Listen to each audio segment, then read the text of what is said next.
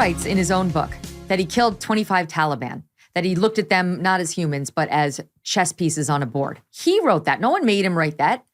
And now he's very angry that the press has written about it. Here's what he says. This is when he went on Colbert last night. Oh, wait, we have it. Okay, listen, here he is on Colbert. Look, I'm not going to lie, the last few days have been hurtful and challenging, not being able to do anything about those leaks that you referred to.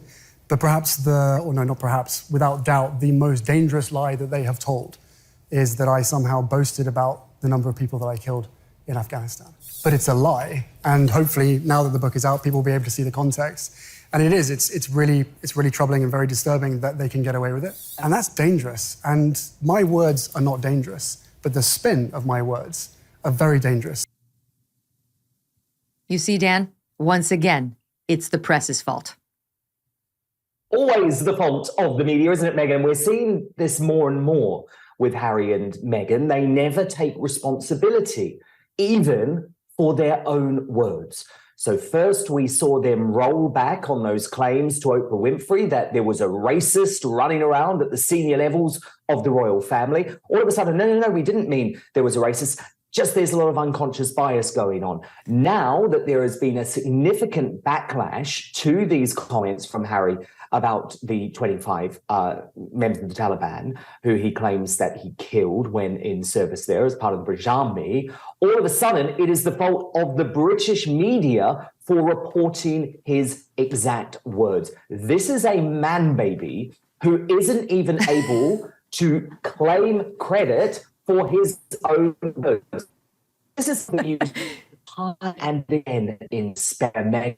It's never Harry's fault, ever. It's always someone else's fault. It's either the Queen's fault or King Charles's fault or William's fault or the fault of his school teachers. But largely, as you have pointed out, it's the fault of folk like me, members of the British media. We are the devil. We are dangerous. We are evil. Actually, if you listen to the members of the military at the senior levels of the military in the UK, they're not complaining about the coverage of Harry's words. They're complaining about the fact that he has made this revelation at all. Now, they're the experts on the Taliban and the military, Meghan. I'm not. But they have made it very clear over the past couple of days that this passage in Harry's book now significantly increases the security risks, not just to Harry and his immediate family in Montecito, but to the entire royal family, to the King, to William, and actually to British people overall, because the Taliban are using this and there are increasing threats being made, in particular to the people of London. By the way, man baby even got a laugh out loud out of Abby, which is a big A+. She's a cynical newswoman like I am, sitting next to me all day. It takes a lot to make her laugh out loud, but you did it, Dan. On the Taliban thing. So let's give him the benefit of the doubt and say what he's mad about is that they called it a boast. And he wants to say it wasn't a boast. First of all, that's a matter of opinion. And there have been a lot of ex-military saying that's how we view it. There was absolutely no reason to disclose it. You might have tried to couch it in sort of a self-revelatory, like I'm reflecting on my time, but we all see it as what we think it is, which is a brag. And so they're entitled to their opinion. Too bad Harry wants to control everybody's thoughts and feelings and statements, not just ours, but even former military who were offended by the statement. Like it's what's dangerous is how you reacted to it, not what I actually said. But here's how he's now trying to spin it. This is so absurd.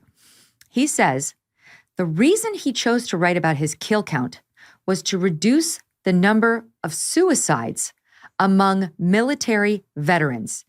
I made a choice to share it because having spent nearly 2 decades working with veterans around the world, I think the most important thing is to be honest and to give space to others to share their experiences without any shame. Well, Colonel Kemp, who commanded Operation Fingal in Afghanistan in 2003, told the Mail Online he did not think that revealing the number would help any healing journey and that it's given the Taliban more fuel for propaganda. Of course, here he is again. He's so altruistic, Dan. He's such a stallion. That's his own word in his book. He's such a stallion. And so, but he can't take credit for it. Even this was just to help others. It wasn't to make him look like a tough guy. Oh, no, indeed. And he doesn't make any mistakes ever. But actually, what's so disturbing is when you really dig down into the campaign going on here, what Harry wants is the free British press to be controlled, to be limited. Yep. He's actually calling, and he laughs in the face of his father at one point, King Charles, when he says to him, look, dear boy, it's impossible for the institution to control the media. And Harry laughs in his face. He is living in a world where he genuinely believes that the British royal family should be able to control what someone like me as a British citizen can write and publish or broadcast. And so Harry thought that it was absolutely fine for him to include all of this information in his book, which we remember he's making millions and millions of dollars for, but it wasn't right for the British press to report on the ramifications of him making this comment. And so I would put it back to Harry, the Duke of Sussex, that you're the dangerous one. You're the dangerous one because you want a British society where there is no freedom of the press. And remember, Meghan, we don't have the constitutional protection here in the UK that journalists and broadcasters like you have in the US. So I actually think what he's calling for is chilling. Yeah, he called the First Amendment bonkers that we luckily have over here. He doesn't believe in it. He doesn't believe in the principle of free speech or the free press, here or there. And this is embodied in his attack. I mean, what a pathetic soul. He attacks you in his book for what? For publishing some viciously untrue story that turned out to embarrass you. No, that did not happen. You broke Mexit, and he's mad. He's mad you didn't sit back. By the way, I read in your piece on the Daily Mail, you gave them a week's notice to respond, to weigh in. It's not like you just ran to the presses with this, but you were right in any event. You could have done that. He's mad you broke it, that you didn't let him break it. Well, hello. That's not how the media works. And for this, you get labeled a sad little man. A sad little man. Go ahead, sad little man. For doing your job, something that's actually really important to both his country and ours. I know. He actually calls me a sad little man, I think, 3 times. It's always these sort of be kind woke lefties, isn't it, Meghan, who love throwing the personal insults at the people who they don't agree with politically, which is what I think this is really about. But actually, when it came to the Megxit story, and that wasn't the only big story I broke about Harry and Meghan, but I guess it was the culmination of a whole load of previous scoops, he was so angry that I had this information and that I was about to break the story, that he actually reveals in the book that he called up his grandmother, the Queen. He bothered the Queen about my story and says, look, Gran, the Sun has this story, so I'm going to have to scoop them and release my own statement about it. She says, all right, be careful. And he, in the end, decides actually can't put the statement together fast enough. So he's going to let the sad little man, me, publish the story, which I do. But what he has done, and this is not surprising, Meghan, because the book is littered with provably untrue claims, and this is one of them. He claims that the reason that I published the story so quickly is that I was working in concert with Buckingham Palace, that we were somehow conspiring on this story together. Well, I can tell you right now that's completely not true. I had gone to Harry's own communications secretary 7 days before publishing the story.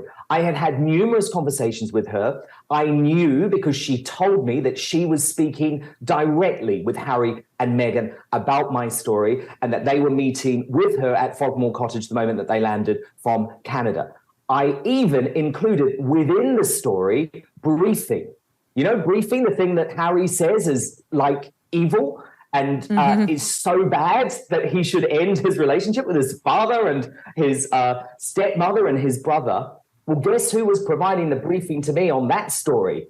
Him, his own communications secretary. And I'll tell you what the briefing was. And by the way, I don't usually talk about this stuff because actually people don't really need to know about how the sausage is made. And I actually also believe it's incredibly important. It's something I would go to jail to do, protecting sources. But in this case, I'm not claiming that Harry and Meghan were the source of the story. What I'm saying is I got the story myself, but then I was doing my job as a journalist. I wanted to provide both sides of the story.